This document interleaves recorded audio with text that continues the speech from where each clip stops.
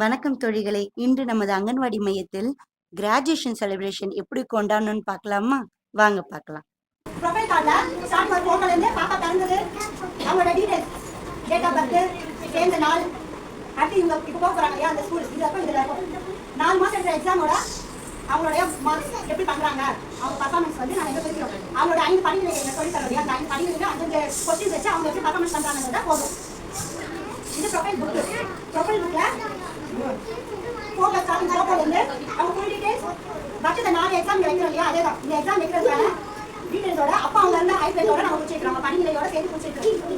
அப்போ இங்கே அவங்க செய்கிற பர்ஃபார்மன்ஸ், அவங்க வீட்டில் செஞ்ச பர்ஃபார்மன்ஸ் நம்ம ஃபோட்டோ எடுத்து கொடுக்குறீங்களா, அது எல்லாமே இது வந்துடும். இது ஏஜ் வைஸ் 2 to 3 இதெல்லாம் உங்களுக்கு கேட்குறீங்களா, அது இதெல்லாம் 2 to 3 3 to 5 4 to 5 இதெல்லாம் நீங்கள் முடிச்சுருக்கேன்.